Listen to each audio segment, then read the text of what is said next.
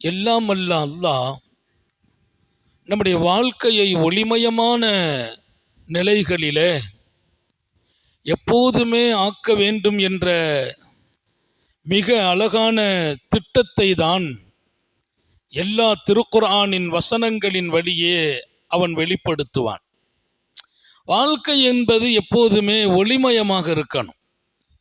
அந்த ஒளிமயம் என்பது நமக்கு தெரியணும். சில நேரங்களில் ரொம்ப எல்லாருமே கொஞ்சம் கலங்கி இருக்கிற போது நம்ம பார்த்து சொல்லுவாங்க, அவர் அமைதியாக இருக்கிறாரு. அதுதான் அந்த நிலை.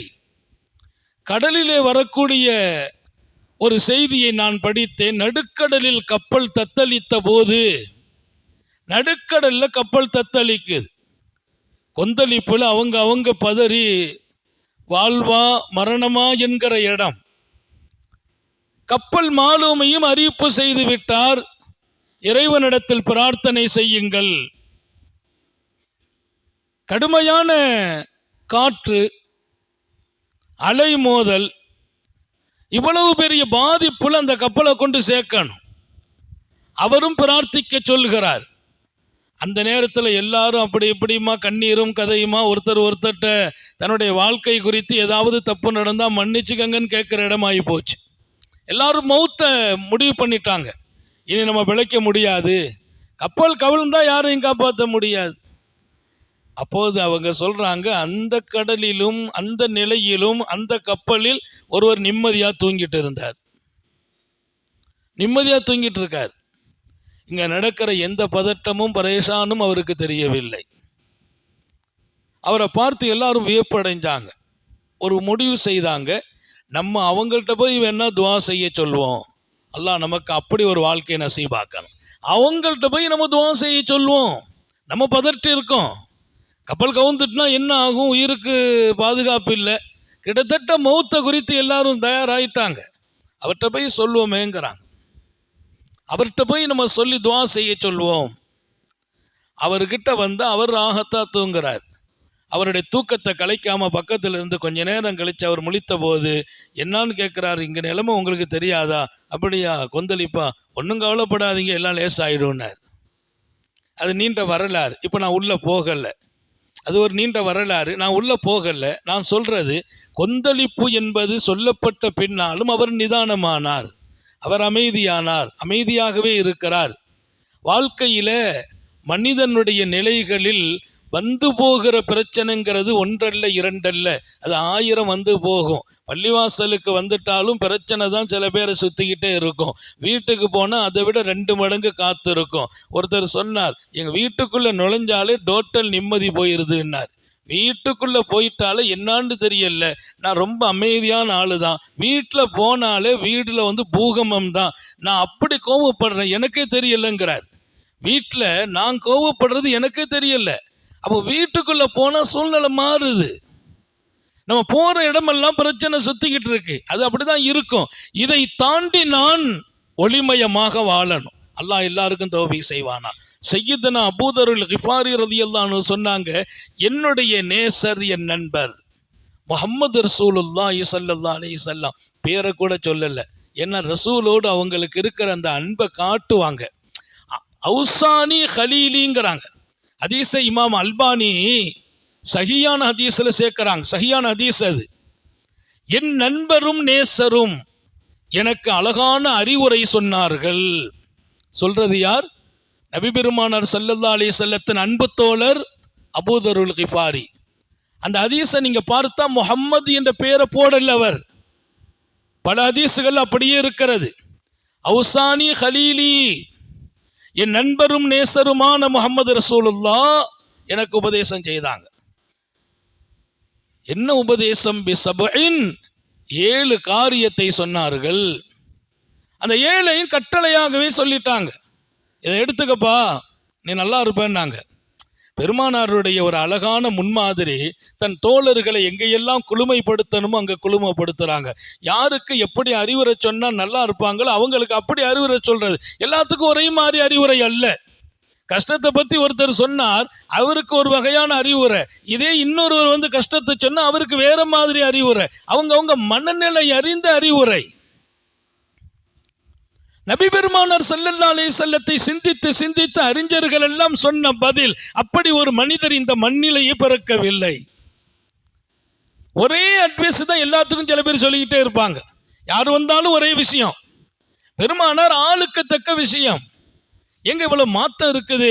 அவங்க மனசை பார்த்து சொல்றது, அவங்க தன்மையை பார்த்து பேசுறது, அவருடைய நிலை என்னங்கிறத விளங்கி பேசுறது. வெளியே மட்டும் பார்க்கறது இல்ல, உள்ளத்தையும் பார்க்கறது. தொழுகையில நிக்கிறாங்க ஸல்லல்லாஹு அலைஹி வஸல்லம், பின்னால பார்த்து திடீர்னு ஒரு அறிவு செய்தாங்க, தோழர்களே எனக்கு பின்னால் நின்று தொழுகிறவங்க கொஞ்சம் கவனமா தொழுங்க, எனக்கு பின்னால தொழுகிறவங்க கவனமா தொழுங்க. நான் முன்னால மட்டும் பார்க்கல, பின்னாலும் பார்க்கிறேன். உலகத்தில் எந்த ஒரு மனிதனும் அறிவிக்காத ஒரு அறிவிப்பு அது. எந்த ஒரு தலைவர்களும் வழிகாட்டியும் ஒரு சமூகத்தை கைடு பண்றவங்க ஒரு லிமிட்ல தான் பண்ண முடியும். நீங்க வீட்டில் என்ன செய்றீங்கிறத ரசூல் சொல்றாங்க. எனக்கு பின்னால நின்று தொழுகிறவர்கள் கவனம், நான் முன்னால் பார்ப்பதை போல் பின்னாலும் பார்க்கிறேன். அப்போ அந்த சமூகம் ரொம்ப கட்டுப்பாடான சமூகமா வளருது. ஏன்? நம்முடைய தலைவர் நம்ம என்ன பண்ணாலும் எங்க இருந்தாலும் பார்க்கிறார்கள். இல்லை, அல்லாஹ் அவர்களுக்கு அறிவிக்கிறான். அப்ப அது கட்டுப்பாடான சமூகம். ரொம்ப தங்களை ரசூலோடு அர்ப்பணிப்பதிலே இன்பம். அப்போ பெருமானார் ஸல்லல்லாஹு அலைஹி வஸல்லம் எனக்கு 7 விஷயங்களை அறிவுரையாக தந்தார்கள். அபூதர் கிஃபாரி மாநபி அவர்களுடைய தோழர்கள்ல ரொம்ப தனித்தன்மை வாய்ந்த சஹாபி அபூதர் கிஃபாரி. அவங்க இஸ்லாத்துக்கு வர்றதுக்கு கூட மிகுந்த ஆயுவுக்கு பின்னால வந்தார். கஷ்டங்களை சந்தித்து வருகிறார். ஆனா ரசூலோடு மிகப்பெரிய நெருக்கம். அப்ப அந்த விஷயம் என்ன? 7 விஷயம் எனக்கு அறிவுரையா சொல்றாங்க. எல்லாரும் கவனிக்கணும், எல்லாரும் எடுத்துக்கிடணும். நபி பெருமானார் ஒருத்தருக்கு அட்வைஸ் பண்றாங்கன்னா அது அந்த தனி மனிதருக்கு உள்ளது அல்லன்னு முதல்ல விளங்கணும். பெருமானார் ஒவ்வொருத்தங்களுடைய குணம் பார்த்து நிலை பார்த்து அறிவுரை சந்த போதிலும் எல்லா குணமும் எல்லா நிலையும் உள்ள மக்களாக நாம் வாழ்கிறோம். அந்தந்த இடங்களுக்கு நமக்கு அதாவது சரியாய் கொண்டே இருக்கும். 7 விஷயம் என் வாழ்க்கையின் முத்தாய்ப்பாக நான் எடுத்துக்கொண்டேன். அதில் முதல் விஷயம் அமரணி பிஹுப்பில் மசாக்கீன் ஒத்துணுவி மின்கும். எனக்கு பெருமானார் சொன்னாங்க, அபூதர் எப்போதும் மிஸ்கீன்கள் மீது அன்பு காட்டி வாழ்வாயாக. மிஸ்கீன்களிடத்தில் அன்பு காட்டு, அரவணைத்து விடு. மிஸ்கீன்களை அன்பு காட்டுவதும் அரவணைப்பதும். அவங்கள வெறுக்காதே, அவங்கள விட்டும் விலகாதே, அவங்கள பார்த்தா மனசு ஒஞ்ச வேண்டாம். காத்தமுன் நபியின் அவர்களின் இந்த அறிவுரைக்கு கீழே நமது நன்மக்கள் விளக்க உரையாக தருகிறார்கள். அவங்கள பற்றி நீ மனசுல தப்பா நினைச்சிடாத. மிஸ்கின்னா யாருன்னா, ரோட்ல கையேந்திரவருக்கு பேர் மிஸ்கின் அல்ல. மிஸ்கின் யாரு? அல்லாஹ் குர்ஆனிலே மிஸ்கின்களுக்கு சில அடையாளத்தை சொல்கிறான். அல்லாஹ் சொல்ற மிஸ்கினுக்கு அடையாளம் இருக்குது, ரசூல் சொல்ற மிஸ்கினுக்கு சில அடையாளம் இருக்குது. மிஸ்கின்னா முதல்ல கேட்க மாட்டார், அவருக்கு இருக்கும் ஆனா போதுமான அளவுக்கு இருக்காது. தங்கிறதுக்கு சொந்த வீடு கூட இருக்காது. கிடைக்கும், அவ்வப்போது கிடைக்கும், கிடைச்சது வச்சு நிறைவு பெற்றுக் கொள்வார். எல்லாத்தையும் போய் தன்னுடைய நிலையை காட்டுறது இல்லை. அது ரசூலுடைய சஹாபிகளுடைய மிஸ்கீனுடைய தன்மை. பெருமானார் யாரை மிஸ்கீன் என்கிறார்களோ அந்த மிஸ்கீனுடைய அடையாளம் அவற்றை இருக்கும், பத்தாது. இருக்குது ஆனா முழுசா தேவையை பூர்த்தி செய்யற அளவுக்கு இருக்காது. தங்குவதற்கு ஒரு சொந்த வீடும் இருக்காது. அல்லாஹ் சொல்றான், மிஸ்கீன்கள் தான் நீ ஜகாத்து கொடுப்பதற்கு தகுதியானவர்களில் மிஸ்கீன்களும் ஒரு கூட்டம். ஜகாத்தை நான் கொடுக்கணும். யாருக்கு கொடுக்கணும்? மிஸ்கீன்களுக்கு கொடுக்கணும். இன்னைக்கு ஜகாத்து முறையா போறல்ல, ஜகாத்தை வாங்குறவங்களும் முறை தவறி வாங்குறாங்க. மதரசாக்களின் பெயரால் ஜகாத்து கொடுக்கப்படுமையானால் மதரசாக்களில் சம்பளம் வகைக்கு ஜகாத்து கூடாது. சம்பளம் ஜகாத்துல போடக்கூடாது. உஸ்தாதுமார்களுக்கு ஹதியா ஜகாத்தில் கொடுப்பது குற்றம். இன்றைக்கு இதெல்லாம் விவரிக்கப்படாமல் போகிறது. மதரசாக்கள் என்ற பெயரால் வரும்போது அது எதுக்கு பர்பஸ்? இப்ப நாங்க கேட்போம், ஜகாத்து பணமா? அதை தனியா எடுத்து வச்சிருவோம், எங்களுக்கு தனி கணக்கு. மதரசாவில் தனி கணக்கு. ஏன்? அந்த பணத்தை மாணவர்கள், தேவையுடையவர்கள், அவர்களுக்கு டிஃபன் செலவுக்கும் அவர்களுடைய மற்றைய இதர செலவுகளுக்கும் பயன்படுத்துறது. அதை கொண்டு போய் உஸ்தாதுமார்கள் ஹதியாவில் கொடுக்கறது இல்லை. எனக்கு ஒருத்தர் ஃபோன் பண்ணார், அதற்கு நான் கொஞ்சம் ஜக்காத்து பணம் வச்சிருக்கேன், உங்க மதரசாவுக்கு தர்றேன்னார். நான் சொன்னேன், எங்க மதரசாவுக்கு ஜக்காத்து பணம் வாங்கிறது இல்லை. இப்ப ரமலான்ல எங்க மதரசா அப்படின்னா நாங்க நடத்துற பெண்கள் மதரசா, அதுக்கு ஜக்காத்து வாங்க மாட்டோம். ஜக்காத்து என்றால் அதை உஸ்மானியாவுக்கு எடுத்துக்கொள்கிறேன். உஸ்மானியா வெளியூர் மாணவர்கள் இருக்கிறார்கள், அவர்களினுடைய தேவைகள், கஷ்டப்பட்ட பிள்ளைங்க வருவாங்க, அவர்களின் காரியங்கள். ஜக்காத்தை எங்க மதரசா பெண் மதரசா, இங்க ஹதியா மட்டும்தான் கொடுக்கணும். மாச சம்பள பணத்திற்கு ஜக்காத்து ஹராம். ஹராம நாங்க செய்ய முடியாது, வேண்டாம், எங்களுக்கு ஜக்காத்து தராதீர்கள் என்று நான் அவரிடத்திலே தொலைபேசியில் சொன்னேன். இங்கே ஜக்காத்து உரியவர்களுக்கு போய் சேர்ந்தாலே நாட்டில் நிறைய கஷ்டப்பட்டவங்க நிம்மதியா இருப்பாங்க. தேவையுடையவர்களுக்கு போய் கிடைக்கிறது இல்லை. ஒருவர் பணம் கொடுக்கிறதா இருந்தா ஹதியாவை தான் கொடுக்கணும். நண்பர்களுக்கு அன்பளிப்புங்கிறது, ஹதியாங்கிறது ஜக்காத்து பணத்துல கொடுக்க கூடாது. ஜக்காத்து வாங்கிறது இல்லை. ஜக்காத்து பணம் யாருக்கும் அவங்களுக்கு போகணும்.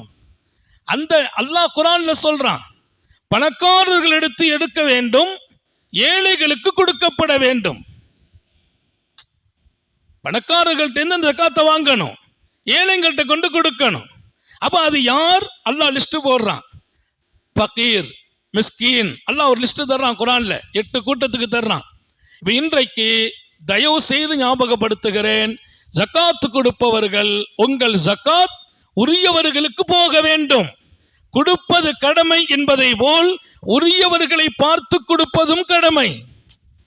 கொடுப்பது கடமை, உரியவர்களிடத்துல கொண்டு கொடுக்கணும். நீங்க உரியவங்க இல்லாதவங்கள்ட்ட கொண்டு கொடுத்து ஜக்காத்தினுடைய நோக்கம் நிறைவேறாம போயிடக்கூடாது. வாங்குபவர்களுக்கு சொல்லுகிறோம், ஜக்காத்தை வாங்க தகுதி இல்லையா, வேண்டாம் என்று ஒதுங்கி விடுங்கள். அது கழிவு, அது அழுக்கு. அதை தகுதி இல்லாமல் அனுபவிப்பதும் குற்றம். முறை தவறி ஜக்காத்து போய் சேரவும் கூடாது, முறை தவறி அவர்கள் வாங்கவும் கூடாது. ஜக்காத்தை பிரிக்கணும். அது எதுக்காக பயன்படுத்தப்பட வேண்டுமோ அதில் மாத்திரம் பயன்படுத்தப்பட வேண்டும். இது மிக முக்கியமான தகவல். இந்த இடத்திலே இடையிலே சொல்ல வேண்டியது வந்தது, ஞாபகப்படுத்துகிறேன். அப்போ மிஸ்கீன்களுக்கு ஜக்காத்தையும் கொடுக்கணும். அல்லாஹ் குர்ஆன் ஷரீஃப்ல சொல்றான். இங்கே நபிகள் நாயகம் ஸல்லல்லாஹு அலைஹி வஸல்லம் மிஸ்கீன்களை நேசம் வைக்க சொன்னார்கள். ஏன்? பெருமானாரினுடைய அறிவுரை என்பது அது வைர எழுத்துக்களால் பதிக்கப்பட்டிருக்கிறது. யார் யாருக்கு என்னென்ன அறிவுரை சொன்னார்கள் அப்படியே ஒவ்வொன்றையும் சரித்தனியாக போட்டு வைரங்களால், தங்கங்களால் பதிக்கப்பட்டிருக்கிறது. ஏதோ ஒருத்தர் சொன்ன அறிவுரை காலத்தில் மறைந்து போகும். இது மறையல்ல, மறையக்கூடாது. உலகம் உள்ள வரையிலும் குர்ஆன் இருக்கும், ரசூலின் அறிவுரையும் ஹதீஸும் இருக்கும். அது கோல்டு எழுத்துக்கள். அவ ஏன் ஏதோ ரசூலுல்லாஹ் மிஸ்கீனை நேசிக்க சொன்னாங்க அப்படி இல்லை. ஆழமான விஷயங்களை தான் பேசுவார்கள், அர்த்தமுள்ளதை தான் பேசுவார்கள். மிஸ்கீன்களை நேசிப்பது மாத்திரமல்ல, துவா கேட்டாங்க. யா அல்லாஹ், பெருமானார் கேட்ட துவா, அல்லாஹும்ம இரக்கமுள்ள ரப்பே, நான் உன்னிடத்தில் கேட்கிறேன், ஃபிஅலல் கைராத், நலவுகளை தான் நான் செய்ய வேண்டும் என்று கேட்கிறேன். நான் செய்கிறது எதா அது நல்லதா இருக்கணும், நல்லது அல்லாததை நான் செய்யக்கூடாது. நபி அவங்க கேட்ட துவா நிறைய சஹாபாக்களுக்கு கற்றுக் கொடுத்த துவா. 3 விஷயத்தை கேட்குறாங்க. அந்த 3ஐயும் எல்லாருக்கும் கற்றுக் கொடுத்தாங்க. அந்த 3 நீங்களும் எடுத்துக்கங்க. பெருமானார் கேட்ட துவா ஃபிஅலல் கைராத், நல்லதை தான் நான் செய்யணும். நான் எங்கே போய் செய்தாலும், எதில் செய்தாலும், சமுதாயத்தில் போய் செய்கிறேன், நல்லதாக தான் இருக்கணும். அதை போய் இன்னொருத்தருக்கு பாதிப்பாக நான் ஏதாவது செய்துட்டு நிற்கக்கூடாது. இன்னைக்கெல்லாம் எதை செய்கிறதா இருந்தாலும் மோட்டிவில் செய்கிறதா ஆகி போச்சு. அவர் செய்தாரா நம்ம செய்யணும், அவர் செய்தாரா அவரை அடிக்கிறதுக்கு நம்ம என்ன செய்யலாம், அவர் மூக்க உடைக்கணும், அவர் மூக்க இருக்கணும், இதான் வேலை. கயிறுகள் நடக்கணும். நான் எங்கு செய்தாலும் எங்கு செயல்பட்டாலும் நலவுகள். வீட்டில் கூட சொல்லணும், அவங்க செய்தால் நல்லதாத்தான் இருக்கும், அவங்க செய்தால் நல்லதாத்தான் இருக்கும். நம்ம ஏதாச்சும் ஒரு காரியம் செய்துட்டா, யார் செய்தா? பாப்பாவா? பாப்பா செய்தால் கரெக்டாக இருக்கும். அதான் பெரிய நியாமத். அல்லாஹ் எல்லாருக்கும் தௌபீக் செய்யட்டும். ஃபிஅலுல் கைராத், நல்லதையே நான் செய்வதற்கு அல்லாஹ் நீ தௌபீக் செய். ரெண்டாவது கேட்டாங்க, ஓ தருக்கல் முங்கராத், எதுவெல்லாம் தடுக்கப்பட்டதோ வெறுக்கப்பட்டதோ, எது வெறுக்கப்பட்டதோ அதை நான் விட்டுறணும். அல்லாஹ் உங்களுக்கு எனக்கு தௌபீக் செய்வானா? எது வெறுப்பானது, தடுக்கப்பட்டது, அனுமதிக்கப்படாத காரியம், அதை நான் செய்யக்கூடாது. தருக்கு, அதை விடுறதுக்கு நீ தௌபீக் செய். நம்ம நினைச்சாலாம் விட முடியாது. எவ்வளவு பேர் இதை விடணும்னு நினைக்கிறாங்க. அன்றைக்கி ஒருத்தர் சொன்னார், அதில் நான் பொல்லாத கோவக்காரன், கோவத்தை விடணும் விடணும் விடணும் எவ்வளோ முயற்சி பண்ணுறேன், பயானை கேட்குறேன், திட்டமிடுறேன், ஆனால் வீட்டில் போன உடனே முதல்ல கோவம் தான் வருது. அதை விட அவர் சொன்ன இன்னொரு வார்த்தை, நான் போனால் கோவம் வர்ற மாதிரி தான் அவங்க நடக்கிறாங்க. கோவம் வருதுங்கிறது மட்டும் இல்லை, நம்ம கோவப்படுற மாதிரி எல்லாரும் நடக்கிறாங்க. அப்படிலாம் இல்லை, நமக்கு அப்படி ஆகி போயிடுது. எதை சொன்னாலும் நம்ம கோவப்படுற கட்டத்துக்கு வந்துடுறோம். இங்கே தற்கல் முங்கராத், எது வெறுப்பு அதை நான் விட்டுடணும். நான் விடுறதுக்கு சொந்தமாலாம் விட முடியாது. அதையும் ரசூல் அல்லாஹ்ட்ட கேட்குறாங்க பாருங்க. ஒரு தப்பை நான் விடணும்னா அது நீ தான் எனக்கு தௌபீக் செய்யணும். அல்லாஹ் எல்லாருக்கும் தௌபீக் செய்வானா? மூணாவது வர்றாங்க நம்ம பாயிண்ட், உப்பில் மசாக்கீன், ஏழைகளை நான் நேசிக்க அல்லாஹ் நீ தௌபீக் செய். துவா, ஏழைகளை நேசிக்கணும், மிஸ்கீனை நேசிக்கணும். அப்ப நேசிக்கிற வாழ்க்கை நீ கொடு. ஏன் கேட்கிறாங்க? நேசிக்க சொல்லி அறிவுரை சொல்கிறார்கள் அபூதர் கிஃபாரி போன்ற பல சாபிகளுக்கு. நேசிக்குவதற்கு துவா கேட்கிறாங்க. ஏன்? அந்த காரணங்களை விளங்குனா எல்லாரும் வந்துருவோம். முதல் விஷயம், ஏழைகள் மிஸ்கீன்களை நேசிக்க சொல்ற ரசூலுடைய நோக்கம். அந்த ஹதீஸை அடுத்த வார்த்தை சொல்றாங்க, ஒ துனுவி மின்ஹும், அவர்களின் நெருக்கத்தில் அமருங்கள். மிஸ்கீனை நேசிக்கணும், அவங்களோடு நெருக்கமாகுங்கள். வெறும் நேசத்தை மட்டும் சொல்லல, நானும் மிஸ்கீனை நேசிக்கத்தான் செய்கிறேன், இல்லை, நெருக்கமாகணும். அங்கதான் அந்த உறவு ஒட்டும் போதுதான் நம்மள்கிட்ட மனசுல நிஃபரத், வெறுப்பு இல்லைன்னு தெரியும். நம்ம வெறுப்பு இல்லை, வெறுப்பு வாழ்க்கை போகணுமா? நெருக்கம் வரணும். நெருக்கம் இல்லாம நான் எல்லாத்தான் இருக்கிறேன்னா அது அல்ல. ஒட்டும் போதுதான் வெறுப்பு இல்லைன்னு காட்டும். அப்ப ஒட்டும் வாழ்க்கை வேணுங்கிறாங்க ரசூல். துனூவி மின்ஹும், அவர்களோடு நெருக்கமாயிருங்கள். அப்ப அந்த வார்த்தையை வைத்து சாலிஹீன்கள் எழுதுகிற அழகான செய்தி. முதல்ல அல்லாஹ்வுடைய நபி அவங்க என்ன சொல்றாங்கன்னா, மிஸ்கீன்களை நான் நேசிக்கணும். ஏன் தெரியுமா? மிஸ்கீன்களை அல்லாஹ் நேசிக்கிறான். மிஸ்கீன்களை அல்லாஹ் நேசிக்கிறான். அல்லாஹ்ட்ட இப்படி ஒரு துவா கேட்டாங்க, ரப்பே உன் நேசத்தை எனக்கு கொடு, நீ யாரை நேசிப்பாயோ அவர்களின் நேசத்தையும் கொடுப்பாயாக. அல்லாஹும்ம இன்னி அஸ்அலுக ஹுப்பக வ ஹுப்ப மன் அஹப்பக, நீ யாரை, உன்னை யார் நேசிப்பார்களோ, நீ யாரை நேசிப்பாயோ அந்த பிரியத்தை எனக்கு கொடு. அப்ப உன்னை நேசிக்கிறவங்க, நீ யாரை நேசிக்கிறாயோ அவங்க. இங்கே பெருமானார் மிஸ்கீன்களுடைய பிரியத்தை கேட்கிறாங்க. என்ன? மிஸ்கீன்களை அல்லாஹ் நேசிக்கிறான். அல்லாஹ்வுடைய நேசம் பெற்றவங்க முதல் காரணம். ரெண்டாவது காரணம் என்னன்னா, அவங்கள பொறுத்த வரையில ரொம்ப அழுத்தம் இருக்காதான். அழுத்தமா எதுலையும் இருக்க மாட்டாங்க. சரி இடுங்க அப்படின்னு போடுவாங்க. ரொம்ப மனசுல போய் சுமைகளை ஏத்த மாட்டார்கள். அவங்க பக்கத்துல நீங்க போனால் உங்க மனசுல சுமையை இறக்குற வாய்ப்பு கிடைக்கும். மனசுல சுமையை ஏத்துறது இல்லை. இப்ப நம்ம அப்படி இல்லை. பல வகையான சுமைகள் நிறைய இருக்குது. அதை காப்பாற்றுறதுக்கான வழியை தேடுவோம். அதை என்ன செய்யணும்னு நினைப்போம், இதை என்ன செய்யணும்னு நினைப்போம். மனசு பாருங்க, ஒரு 10 நிமிஷம் கூட சில பேருக்கு ரிலாக்ஸாலாம் இருக்காது. எதையாவது ஒன்றில் போய் ஓட்டிக்கிட்டே தான் இருக்கும், ஓடிக்கிட்டே இருக்கும். ஒரு 10 நிமிஷம் ரிலாக்ஸாக இருந்தாங்கன்னா பெரிய விஷயம். சரி தூங்குனா ரிலாக்ஸ் ஆகிடுவாங்கன்னா, தூங்கி முழிக்கிற வரைக்கும் மனசு எங்கேயோ ஓடிக்கிட்டே இருக்கு. தூக்கத்திலையும் ரிலாக்ஸ் இல்லை. தூங்கி முழிக்கிற வரைக்கும் மனசு எதையோ ஒன்று உருண்டுகிட்டே இருக்குது. அன்னைக்கு ஒருத்தர் சொன்னார், விடிய விடிய கனவு கண்டேன் ஹஸரத்னார். என்னப்பா கண்டேன்? ஒன்றும் தெரியலங்கிறார். விடிய விடிய கனவு கண்டேங்கிறாரு. ஏதோ ஒன்று அங்கே போகிற மாதிரி இருக்குது, இங்கே வர்ற மாதிரி இருக்குது, இங்கே போகிற மாதிரி இங்கே வர்ற, இது நடந்துக்கிட்டே இருக்குது. ஏதோ ஒரு நீண்ட பயணம் அப்படி இப்படி எதுவுமே தெரியல. அப்போ ராத்திரி பூரா தூக்கமும் ரிலாக்ஸ் இல்லை. தூக்கத்தில் ஏதோ மனசு ஓடிக்கிட்டே இருக்குது, தூக்கத்துக்குள்ளேயும் மன ஓட்டம். அப்படின்னா பெருமானார் ஸல்லல்லாஹு அலைஹி வஸல்லம் மிஸ்கீன்களுடைய நெருக்கம் உங்களுக்கு கிடைக்கணும் அப்படிங்கிற வார்த்தையை சொன்ன நோக்கம் மன ரிலாக்ஸ் ஆகுங்கிறாங்க. மனசுல சுமை இறங்கும். ஏன்னா அவங்க ரொம்ப சுமையை சுமக்கிறதே இல்லை. அவங்கள்ட்ட இருக்கிறத ஆச்சரியமான ஒரு விஷயம், பெருமானார் ஸல்லல்லாஹு அலைஹி வஸல்லம் அவங்களுடைய சஹாபி ஒருவர் கஷ்டப்படுறான்னு அவங்கள்ட்ட கொண்டு போய் சாப்பாடை ஒருத்தர் கொண்டு கொடுக்கிறார். அவர் சொன்னார், எனக்கு சாப்பாடு வந்துட்டு இந்த வீட்டில் இன்னொரு தோழர் இருக்கிறார், அவர் கஷ்டப்படுறார், அவர் வீட்டில் கொண்டு கொடுத்துருங்க. சரி பரவாயில்லை, அங்கே கொண்டு கொடுத்துட்டாங்க. ஏன்னா சாப்பாடை பொறுத்த வரையில் நமக்கு போக மிச்சம் இருந்து நம்ம என்ன செய்ய போகிறோம் அப்படின்னு கொடுத்தாங்க. அதே மாதிரி ஒருத்தர், நீங்கள் பெண் மக்களை வச்சிருக்கீங்கன்னு கேள்விப்பட்டேன், இது உங்களுக்கு என்னுடைய அன்பளிப்பு என்று ராத்திரி வந்து கொடுக்கிறார். ஒரு பை நிறைய காசை கொண்டு கொடுக்கிறார். எப்போ கொடுக்கிறார்? இருட்டில் வந்து கொடுக்கிறார்.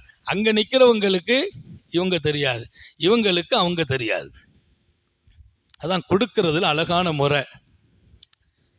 அவங்களும் இருட்டு வீட்டுக்குள்ள, இவர் வீட்டுக்கு வெளியில, இவரும் இருட்டு. ராத்திரி வந்து இருக்கிறார், பேசல, பைய கொடுக்கிறார். இந்த பைய கொடுத்து இப்னு மஸ்ஊத் ரலியல்லாஹு அன்ஹு கிட்ட நீங்க வாங்கிக்கங்கிறத பைய வச்சு சுட்டி காட்டுகிறார். அப்துல்லா இப்னு மஸ்ஊத் அந்த பைய பார்த்துட்டு சொன்னாங்க, இது நிறைய பணம் வச்சிருக்கிறேன், நீங்க கொஞ்சம் கஷ்டப்படுறதா கேள்விப்பட்டேன், எடுத்துக்கங்க. அவங்க சொன்னாங்களாம், எனக்கு வேண்டாம், எனக்கு நான் தண்ணீரை பெற்றுட்டேன், இதை விட தேவை உள்ளவங்களை பார்த்து கொடுங்கன்னாங்க. நான் தண்ணீரை பெற்றுட்டேன். மிஸ்கின் யார்? மனசுல சுமை இல்ல மாத்திரம் அல்ல, பொருந்தி கொள்ளுகிற ஒரு வாழ்க்கை இருக்கும். போதுங்கிற மனசு வந்துடும். அவங்க கூட போய் உட்கார்ந்தால் அந்த மனசு உனக்கும் வரும். மிஸ்கீனோடு நான் நெருங்க வேண்டும் என்கிறார்கள், நேசிக்க வேண்டும் என்கிறார்கள். அப்படியானால் நீ மிஸ்கீன் ஆகுன்னு சொல்லல. இன்னைக்கு அதுதான் நமக்குள்ள சிக்கல். அவங்க கிட்ட போய் நம்ம இருந்தா நம்ம இமேஜ் என்ன ஆகிறது? நமக்கு அது ஒட்டி நம்ம மிஸ்கீன் ஆயிடக்கூடாது. ஒரு பெரிய ரகசியத்தை நாங்கள் சொல்லணும். பெருமானார் உலகத்தில் நம்ம செழிப்பா வாழத்தான் ஆசைப்பட்டாங்க, செழிப்பா இருக்கணும்னு நினைச்சாங்க. அதனால மிஸ்கின் கிட்ட போனாங்க. நான் செழிப்பா வாழணும்னு நினைக்கிறாங்க, மிஸ்கின் கிட்ட போங்கிறாங்க. மிஸ்கீனை நேசம் வையுங்கிறாங்க. மிஸ்கீனுக்கு அருகாமல போய் உட்காருன்னாங்க. ஏன் தெரியுமா? இன்னமா துர்ஸகூன பிதுஅஃபாயிக்கும், உங்களுக்கு செழிமை கொடுக்கப்பட வேண்டுமா, பொருளாதாரம் பரக்கத்தாக வேண்டுமா, நீ விரிவாக வாழ வேண்டுமா, ஏழைகளின் நேசத்தால், அவர்களின் நெருக்கத்தால், அவர்கள் வாழ்வதால் அல்லாஹ் உனக்கு பரக்கத்து செய்வான். அவங்க கிட்ட போ, அதை வச்சு உனக்கு ரிசுக்கு விசாலமா கிடைக்கும். அவரு மிஸ்கீனாத்தான் இருப்பாரு, உனக்கு ரிசுக்கு விசாலம். ஏன்னா அல்லாஹ்வின் நேசம் பெற்ற மனிதர். அவரை போய் நீ வெறுக்கிறதோ, கொஞ்சம் கொச்சையா நினைக்கிறது, அவ பக்கத்துல இருக்கிறதுக்கு மனம் ஒஞ்சிறது, இதெல்லாம் ஆபத்தானது. இன்னைக்கெல்லாம் சில பேர் அந்த மாதிரி ஆட்களை கண்டா போல எழுந்திருச்சு நாண்டு போயிடுறது. நம்ம கிட்ட அவங்க வந்து அவங்கள ஒட்ட விடுறது இல்லை, இருக்க விடுறது இல்லை. அதனால அவங்க ஒன்றும் நஷ்டமாகல, நம்ம நசீபை இழக்கிறோம். அவங்க அருகாமையில் இருப்பதால் உன் ரிசுக்கு விசாலமாகும். பெருமானாருடைய விருப்பம் என்ன? நீங்க எல்லாம் செழிப்பா வாழணும். அதுக்காக சில பேர் அப்படி வச்சிருக்கான் அல்லாஹ். அவங்க நெருக்கம் உனக்கு வந்தால், அவங்க கிட்ட போய் உட்கார்ந்தால் அவங்க ஆறுதல் பெறாங்க. உங்களை கேட்க கூட மாட்டாங்க, அவங்க ஆறுதல் பெறாங்க. நபி பெருமானார் ஸல்லல்லாஹு அலைஹி வஸல்லம் அவர்களை சந்திக்க வருகிறார்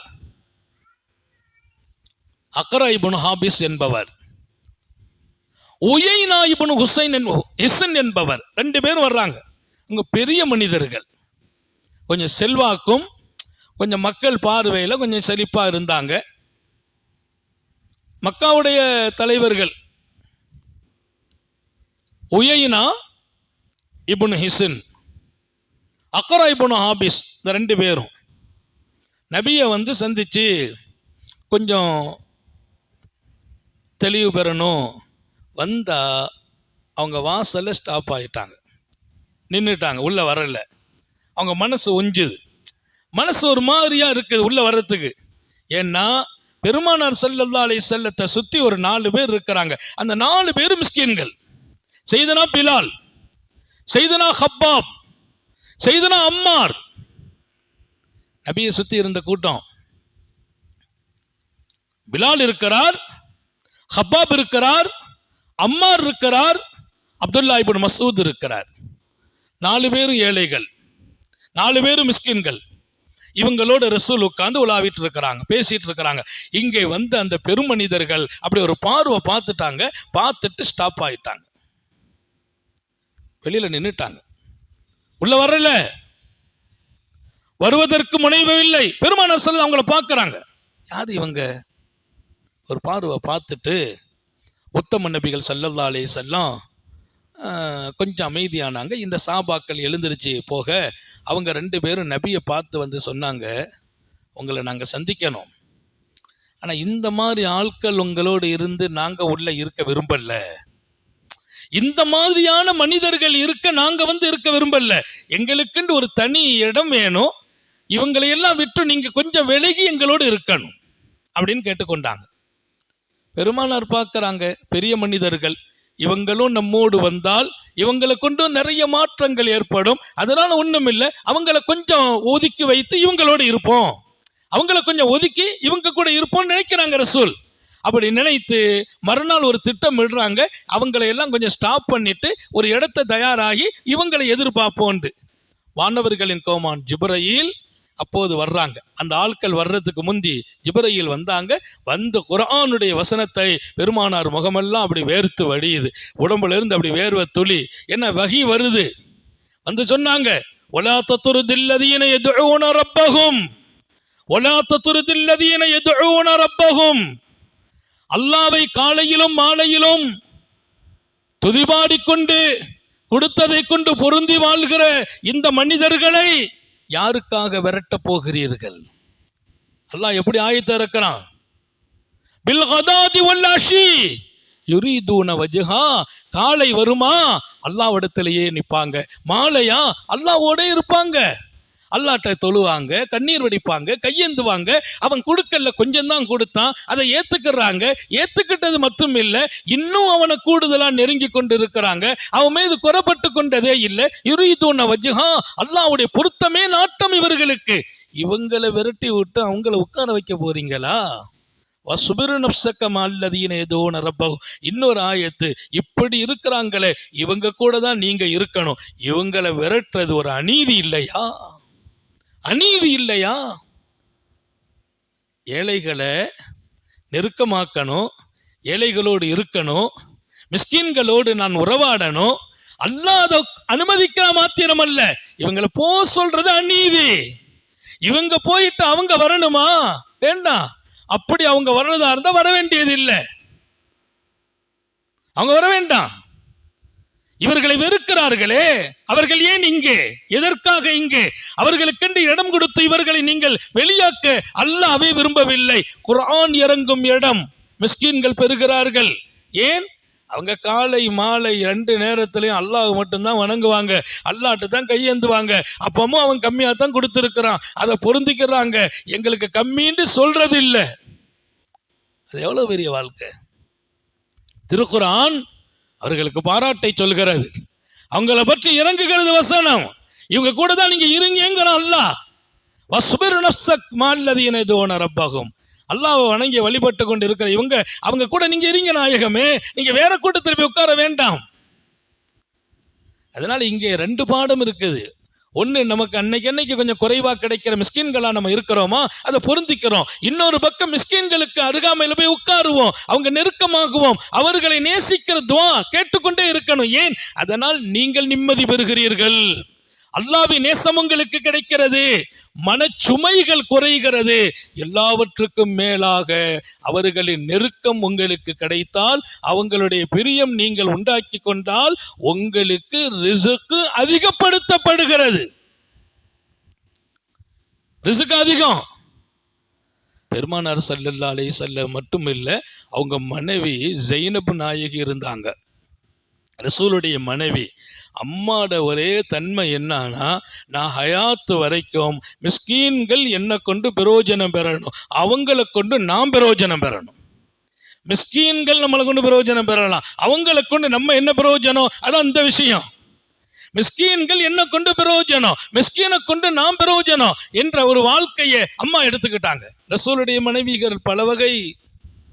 பெருமானாருடைய மனைவியர்கள் ஒவ்வொருவர்களும் ஒவ்வொரு மிகச்சிறந்த வாழ்க்கையின் முன்மாதிரி. மனைவி யாருடைய மனைவி? அல்லாவின் நபியின் மனைவி.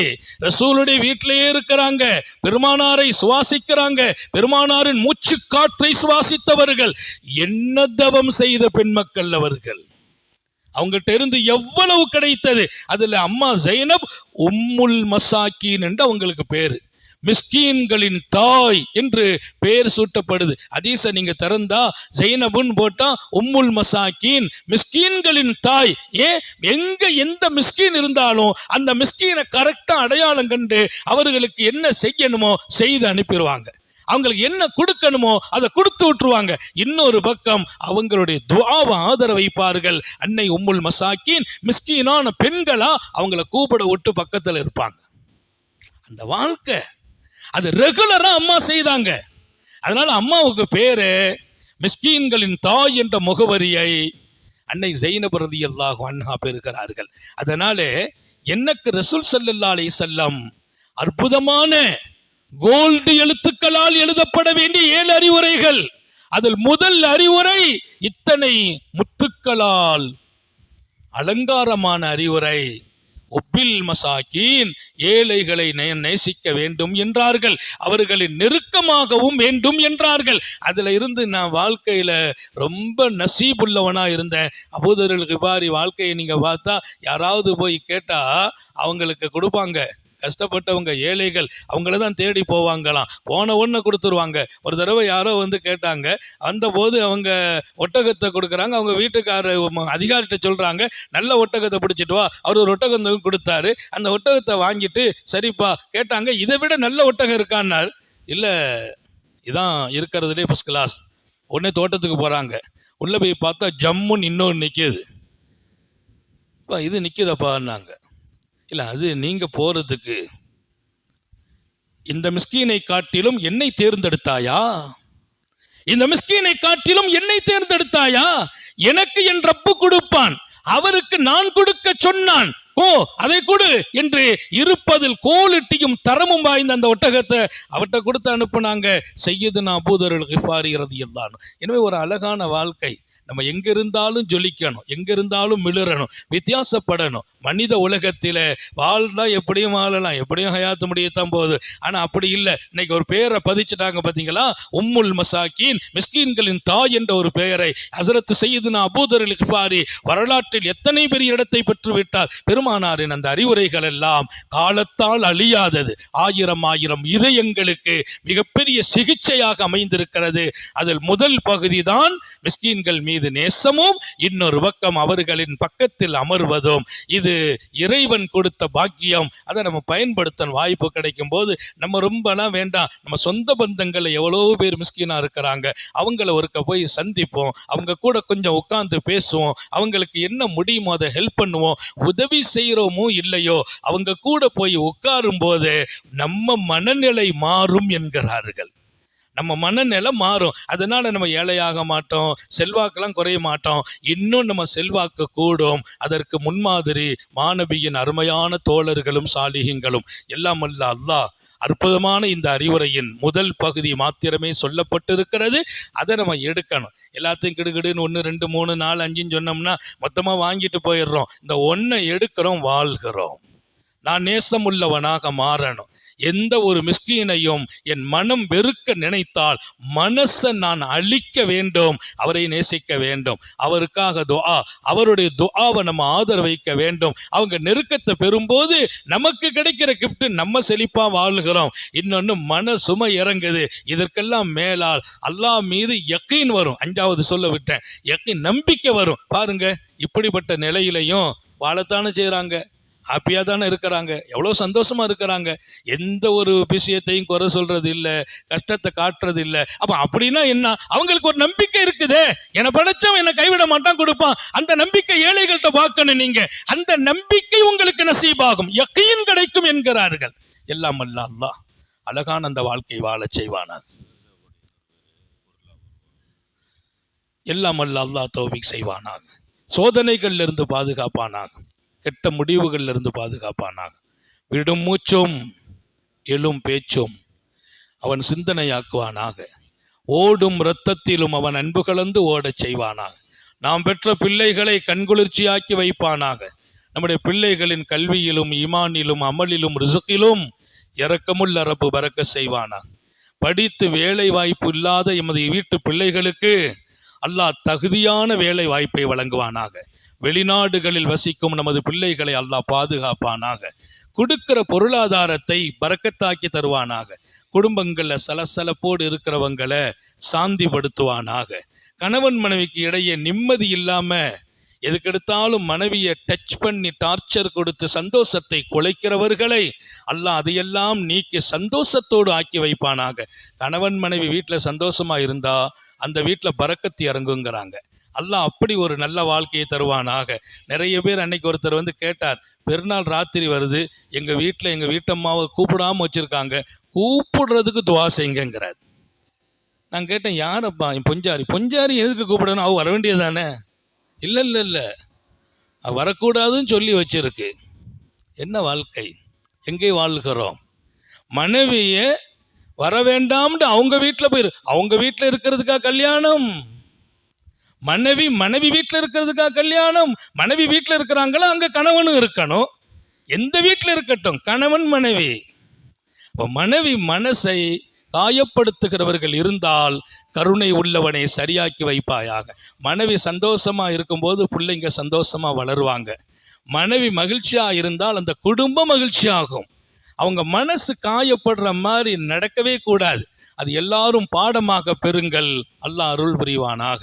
நீண்ட நெடிய நாட்கள் நோய் நொடிகள் இல்லாமல் உடல் ஆரோக்கியத்தோடு மனநிறைவோடு இன்பத்தோடு அல்லாஹுவை நின்று வணங்கி வழிபட்டு வாழும் நசீபையும் பாக்கியத்தையும் எல்லாம் அல்லாஹ் உங்களுக்கும் எனக்கும் நம்மை ஈன்றெடுத்த தாய் தந்தையர்களுக்கும் நமது மனைவி மக்கள் உற்றார் உறவினர் யாவருக்கும் கொடுத்தருள் புரிவானாக. உயிரினும் மேலான கண்மணி காத்தமுன் நபியின் சர்க்காரை ஆலம் சுந்தர நபிகள் ஸல்லல்லாஹு அலைஹி வஸல்லம் அவர்களை கனவிலும் நனவிலும் கண்டுகளிக்கும் பெரும் பாக்கியத்தை அல்லாஹ் நம் எல்லோருக்கும் கொடுத்தருள் புரிவானாக என்ற நல்ல துஆக்களோடு உங்கள் எல்லோருடைய துஆவை ஆதர வைத்து என் வார்த்தைகளை நிறைவுபடுத்துகிறேன். வாஹிரு தாவானா அல்ஹம்துலில்லாஹி ரப்பில் ஆலமீன். அஸ்ஸலாமு அலைக்கும். அலா முஹம்மது அலைஹி வஸல்லம் ஸல்லல்லாஹு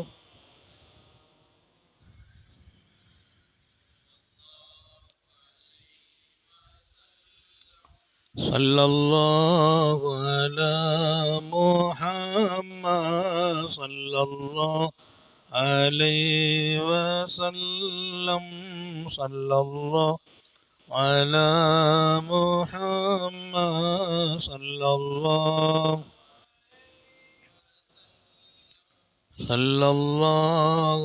அலா முஹம்மது ஸல்லல்லாஹு அலைஹி வஸல்லம் ஸல்லல்லாஹு அலா முஹம்மது ஸல்லல்லாஹு அலைஹி வஸல்லம் ஸல்லல்லாஹு அலா முஹம்மது ஸல்லல்லாஹு அலைஹி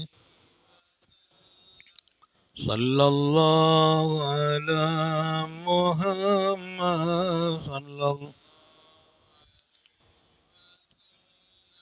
ஸல்லல்லாஹு அலா முஹம்மது ஸல்லல்லாஹு அலைஹி வஸல்லம்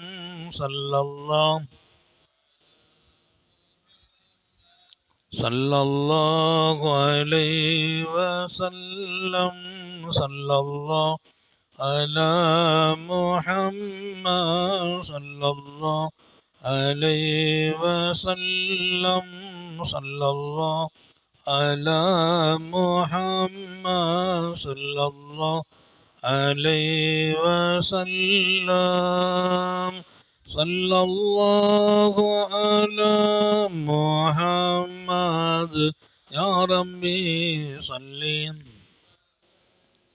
சுபஹானல்லாஹி வபிஹம்திஹி சுபஹானக்கல்லாஹ்.